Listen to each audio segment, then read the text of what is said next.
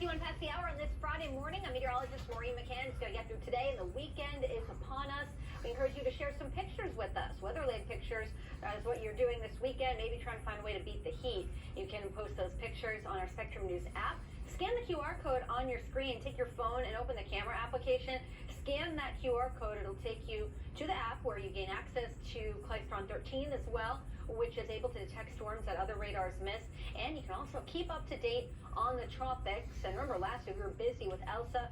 Fortunately, there isn't much to be tracking right now. Just a few clusters of thunderstorms out over the open waters of the Atlantic, but nothing that is concerning. That one area we've been watching for several days, it's still hanging on out there with a low likelihood of development. We're not worried about that to be impacting us here in Florida, so that is good news.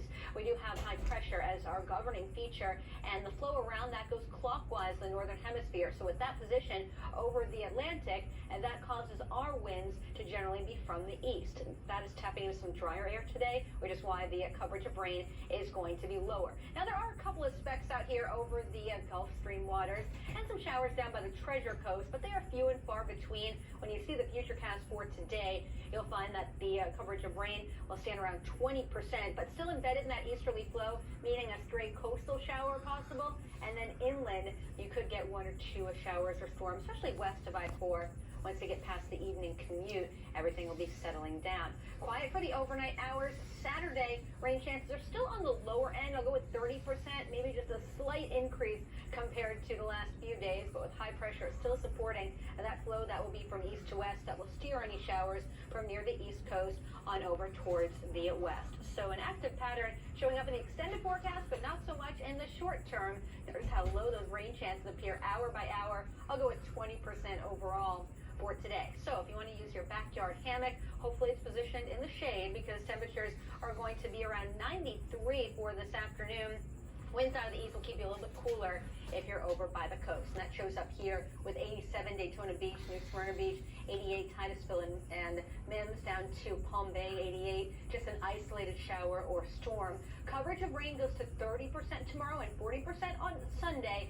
So an increase in moisture will bring back in additional showers and storms, mainly during the afternoon hours. If you're here on vacation, you're seeing those raindrops showing up each day. Note that it's not going to be a washout, but we do just get back to more showers and storms during the afternoon, starting up on Sunday and continuing to the middle part of next week. In less than 10 minutes, be focusing on if there's any showers for your morning commute. Right now, it's over traffic, and here's a live look at Clystron 13.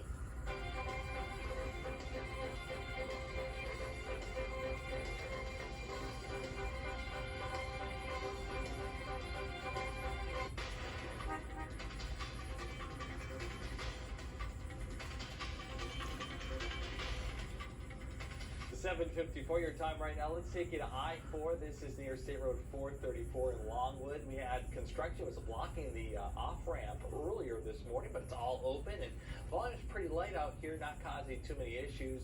As you make your way towards downtown Orlando, though, certainly it gets busier. Let's take a look at those drive times. I-4 west from Lake Mary to downtown, taking you 18 minutes right now. 11 minutes I-4 east from Conner Road to Ivanhoe Boulevard.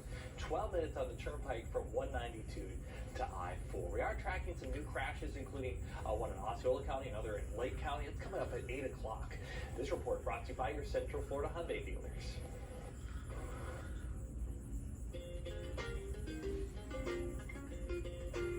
A lighthouse that's almost 200 years old? Where is it? It's in Florida. And this week's Florida on a Tankful, our Caitlin Wilson takes you to Jupiter, where we explore the historic location with a lighthouse pro. Before the Florida heat warms up these cobbled trails, Josh likes to walk them. An activity that doesn't get old. No, especially because you come around and you get that breeze right through the little natural breezeway with the tunnel of the sea grapes.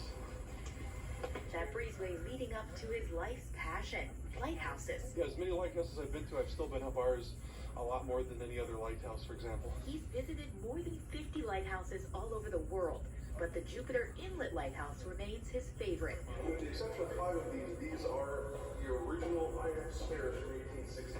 Hiking the twisting stairs, we ascended to the top, learning the lighthouse's nearly 200-year history from a pro. I was always really passionate about history, but I didn't really get interested in lighthouses until I started working at one and realized just how many there were and how much rich history they had.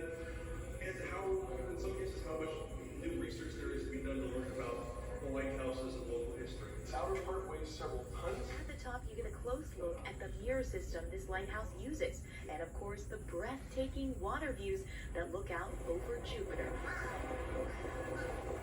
Views that change with time, but keep Josh coming back day after day. It's a great vantage point as things in the area change. Current events become history, and we have to make sure that we don't wait 50 years to when it becomes history and then suddenly go, oh, we should have documented that when it was happening. In Jupiter, Caitlin Wilson, Florida on a Tankful.